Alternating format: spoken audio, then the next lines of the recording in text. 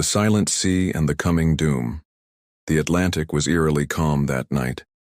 The stars glimmered faintly above the vast black ocean, and the waves moved with lazy rhythm, as if the sea itself had fallen asleep. The SS Ville du Havre sliced through the still waters, a proud steamship carrying dozens of passengers and crew. Among them were 5 sailors who would soon face a nightmare that would haunt the sea forever. Captain Howard, First Mate Davidson, the engine mechanic James, the young deckhand Eli, and the ship's cook Thomas, 5 men bound by duty, unaware that their lives were about to change within minutes. Each had his own nature. Howard was disciplined and proud, a man who believed no storm could break him. Davidson was quiet, but decisive, the kind of sailor who could sense trouble before it arrived. James, the mechanic, spoke little and trusted machines more than people. Eli, barely 20, was fearless and full of questions about the world. And Thomas, the cook, was the heart of the crew, always talking, always laughing, always ready with a warm meal and a kind word. That night everything seemed normal. The sea was smooth. The ship's engines hummed steadily. The passengers were asleep in their cabins, unaware of the danger waiting in the fog ahead. Around 2 a.m., the radar officer noticed a faint mark on the screen. A vessel, small but approaching fast. Davidson leaned over the controls. "Probably a cargo ship," he said. "Nothing to worry about." But within minutes, that faint dot became a shape, and then a shadow in the mist, growing larger with terrifying speed. Davidson's instincts flared. "Captain, it's coming straight for us." Howard rushed to the bridge, peering through his telescope, but the fog was too thick. He ordered the engines to reverse, but before the command could fully execute, a massive impact shook the entire vessel. The Ville du Havre had been struck broadside by a British cargo ship. The steel hull groaned and tore open like paper. The sound was deafening, metal grinding against metal, passengers screaming, glass shattering. Steam erupted from the engine room as icy water poured in. Within seconds, the lower decks began to flood. "Seal the compartments," Howard shouted, but James was already waist-deep in freezing water. "Too late," he yelled back. "The pumps are gone." Panic spread across the ship. Families scrambled on deck, clutching one another in terror. The crew tried to lower lifeboats, but the ship had already started tilting sharply to one side. Davidson grabbed the ropes of one lifeboat, his hands shaking as he tried to steady it. Eli rushed to help. Thomas, hearing the cries of a young girl, ran below deck and pulled her out just as the passage filled with water. Captain Howard stood at the bridge, gripping the rail. "Everyone to the boats, we have 12 minutes, no more." 12 minutes. That was all the time left between life and death. The deck turned into chaos. People shoved, slipped, screamed. Some prayed, some froze in disbelief. The lifeboat swung wildly as the ship lurched under the weight of rushing water. Davidson pushed Eli into one of the boats. "Go," he barked. "Now," Eli protested. "Not without you." "Go." Davidson's voice cracked like thunder. James leapt in beside him, drenched and shivering. Thomas climbed in last, still holding the child wrapped in his coat. The ropes burned as they slid down into the black water.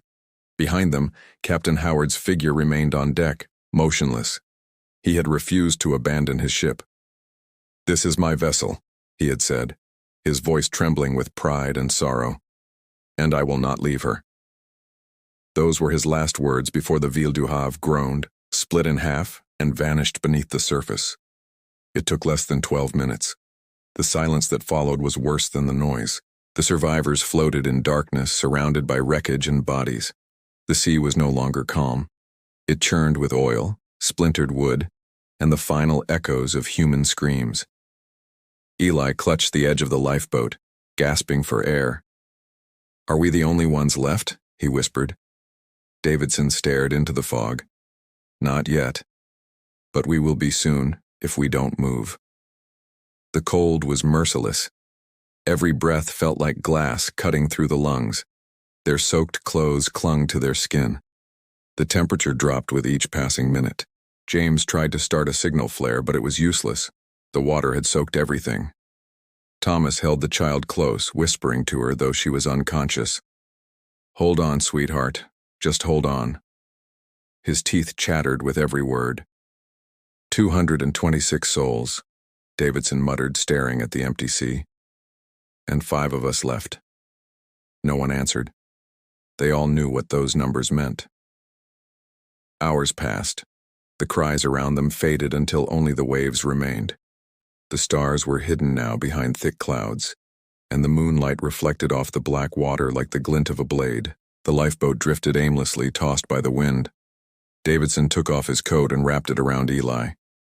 "You're young," he said quietly. "You'll need it more than me."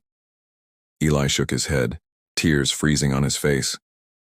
"If we live through this," he said, "I'll never sail again." None of them replied. They were too tired, too cold, too broken to speak. And then, somewhere beyond the mist, a distant sound emerged. A low, mechanical hum, the echo of another ship's engine. Their heads turned as one. Hope flared, fragile, desperate, and fading as quickly as it came. Because in the Atlantic, a sound like that could mean salvation, or it could mean nothing at all. The Atlantic swallowed the Ville du Havre in 12 minutes, but for the 5 survivors, time stopped altogether. The sea stretched endlessly in every direction, gray and cruel. Their lifeboat, no larger than a horse cart, rocked helplessly on the waves. Wind howled. Salt water slapped their faces. Every minute felt like an hour. Every breath was a fight against cold and fear. The first light of dawn revealed what the night had hidden. Wreckage floated everywhere. Planks, barrels, half-broken crates. Bodies drifted among them, some face up, some lost forever to the depths. The 5 men stared in silence. There were no words left for what they saw. Davidson broke the stillness. "We need to search the wreckage. There might be supplies." No one argued. They all knew what needed to be done. Using a broken oar, they paddled slowly toward a cluster of debris. James reached over and grabbed a floating trunk. It was heavy, waterlogged, but he pulled it close. Inside were a few soaked blankets, a small tin of biscuits, and a flask half filled with water. They looked at the flask as if it were gold. "Half a pint," Thomas said. "For 5 men." Davidson nodded. "We'll ration it. 1 sip each every few hours." They tore the biscuits into pieces. The food was soggy and tasted of salt, but hunger made it sacred. Eli took his piece and chewed slowly, forcing himself not to swallow it too fast. By midday, the sun came out, but it gave no warmth. The sea shimmered like molten steel. Their faces were burned from salt and wind. Davidson used a strip of cloth to cover the child Thomas had saved, though she still hadn't woken. James wiped his cracked lips. "How far do you think we are from the main route?" Davidson glanced at the horizon. "Too far. The current's carrying us west, maybe toward Newfoundland, maybe nowhere." Hours passed. They saw nothing but water. Hope faded with the light. As night fell again, the temperature plunged. The wind tore at them, freezing their hands and faces. Thomas tried to light a small fire in a tin pan using scraps of wood and oil-soaked cloth, but it fizzled out instantly. The sea devoured the flame like it devoured everything else. By the second night, thirst had become a monster in their throats. Salt water tempted them, but Davidson's warning echoed, "Drink that and you'll die faster." Eli couldn't sleep. He stared into the black water, where pale faces seemed to drift just beneath the surface. Whether they were real or his imagination, he didn't know anymore. He whispered, "Are they still down there?" James muttered without opening his eyes, "Don't think about them." "But I can hear them," Eli said. "They're calling." Thomas reached over and gripped his shoulder. "You're tired, lad. Try to rest." But Eli couldn't. Every splash, every gust of wind sounded like a voice. The sea was alive with ghosts. By the 3rd day, the child died. Thomas held her close all morning, refusing to accept it. He wrapped her small body in his jacket and laid her gently into the sea. No one spoke. They just watched her float away until the fog swallowed her. That night, Thomas didn't speak again. The rationed water ran out. Their lips cracked. Their tongues swelled. They caught rainwater with their hands, licking every drop. When the sky cleared, they looked upward as if betrayed by heaven. On the fourth day, Eli's mind began to slip. He started muttering to himself, asking questions that made no sense. He laughed, then cried, then laughed again. Davidson tried to calm him, but his own strength was fading. The cold had seeped deep into his bones. James stared at the sea and whispered, "It's testing us. The ocean decides who lives and who doesn't." Davidson snapped, "No, we decide. We keep breathing. That's all that matters." But his voice lacked conviction. By the fifth day, they could barely move. The biscuits were gone. Their stomachs cramped with hunger. Thomas sat motionless, eyes fixed on the horizon. James leaned back against the side of the boat, murmuring something about home, about his mother's kitchen and the smell of bread. Suddenly, Eli shouted, "There! A ship!" They all looked. In the distance, a shape moved across the water, dark, massive, and real. Hope exploded inside them like fire. Davidson waved his arms, shouting until his throat tore. James lit a piece of cloth on fire using a spark from his knife. Smoke rose for a few seconds, then vanished in the wind. But the ship turned. Its bow angled away. It didn't see them. Within minutes it was gone. The silence that followed was unbearable. Eli collapsed, sobbing. Thomas whispered a prayer. Davidson stared into the sea. His jaw clenched so hard his teeth bled. That night the wind died. The ocean grew still again. The stars returned, sharp and cold. Their boat drifted silently under the vast black sky.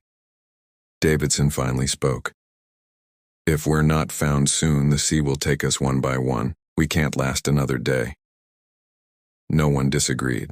Eli's voice trembled. "Then what do we do?" James looked at him hollow-eyed. "We wait. And if waiting isn't enough..." He didn't finish. He didn't have to. They all knew what he meant. When dawn came again, Thomas was gone. His spot in the boat was empty, his coat folded neatly where he'd been sitting. No one saw him go. Maybe he slipped quietly into the water. Maybe the sea called him, and he answered. 4 remained. The sun rose over the Atlantic, bright and merciless. The lifeboat rocked gently, the horizon endless and empty. Davidson's skin was blistered. James's hands were shaking uncontrollably. Eli had stopped talking altogether. Their faces no longer looked human, just pale masks of exhaustion and despair. Still, somewhere inside each of them, a small spark of life flickered, stubborn, refusing to die. The ocean had taken everything, their ship, their captain, their crew, their hope. But it had not yet taken their will. They didn't know it then, but the most horrifying part of their journey was still ahead. Because hunger does not kill quietly. It whispers first, then it demands, then it takes control. When Olsen awoke again, it was to the sound of rain tapping softly on a window. He was in a small hospital room in Halifax, far from the endless roar of the Atlantic. For the first time in weeks, he was warm. His hands were wrapped in bandages, his lips cracked but healing. Yet inside he felt hollow, like something had been carved out of him and left behind at sea. The doctors called him the miracle survivor. Newspapers printed his story under bold headlines. Soul sailor pulled from wreck after 10 days adrift. They wanted interviews, photographs, praise, but Olsen had nothing to give. His eyes stared past the reporters, past the nurses into the distance. He had seen things they would never understand. When asked what happened out there, he could only say, "The sea took them." That was all. But at night, when the lights went dim and the corridors went quiet, Olsen's memories returned. They came in waves, dark and unstoppable. He would wake up gasping, drenched in sweat, his heart pounding as if he were still fighting the current. The faces of his crewmates haunted him, their voices calling, their hands reaching out in the storm. He tried to tell himself they were gone, but something in him refused to believe it. One morning, a man from the Maritime Board of Inquiry came to see him. His name was Captain Avery, a retired officer with gray hair and eyes sharp as ice. He wanted a full account of what had happened the night the Ville du Havre went down. Olsen hesitated. He didn't want to relive it, but Avery insisted, setting a small recorder on the bedside table. "You're the last witness," he said. "We owe it to the dead to know their story." So Olsen began. He described the collision, the sound like thunder, the panic, the cold rush of water flooding the decks. He told of the cries for help, the chaos, the lifeboats crashing into the sea. He spoke of the 12 minutes that felt like eternity. Avery listened in silence, his pen moving steadily. When Olsen reached the part about the lifeboat, his voice began to shake. He spoke of Carter, Ellis, Hughes, and Brandt, of hunger, thirst, and madness, of the storm that took the last of them. Then he stopped. "What happened next?" Avery asked gently. Olsen looked out the window. The rain was still falling, thin and gray. "They didn't leave," he said quietly. Avery frowned. "You mean their bodies?" "No," Olsen whispered. "Them." He told Avery about the voices he heard in the waves, about seeing faces beneath the water, about the feeling that they were still out there, waiting. Avery closed the notebook, his expression unreadable. "You've been through hell," he said softly. "Rest, sailor. Let the dead rest too." But Olsen couldn't rest. A week later, he was released. He refused the offer to travel home by train, choosing instead to take a coastal ship back to New York. The sea, he said, was the only place he felt real. On the second night of the voyage, the fog rolled in, thick, pale, and endless. The passengers went below deck, but Olsen stayed on the upper deck, staring into the mist. He could hear the steady rhythm of the waves, the deep breathing of the ocean. It felt familiar, almost welcoming. Then he heard it, a faint tapping on the hull. 3 knocks. Then silence. He froze. The fog thickened, curling around the ship like fingers. The tapping came again, louder this time. He leaned over the rail, peering into the gray, and then he saw them. Shapes in the water, pale and still. 5 figures floating just below the surface, their faces half visible through the fog. Carter, Ellis, Hughes, Brandt, and someone else, a woman in a white dress, her hair flowing like seaweed. Olsen stumbled back, heart racing. The figures did not move, but their eyes opened. The woman's lips parted, and though the waves roared, he heard her clearly. "You left us." Olsen's breath caught in his throat. He backed away, whispering, "No, I didn't. I tried." The woman raised her hand.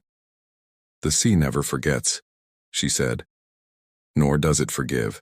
The next morning, the crew found him unconscious on the deck, soaked in seawater though the deck was dry. They carried him below, but when he woke, he refused to speak. He stared at the ceiling for hours, whispering words no one could understand.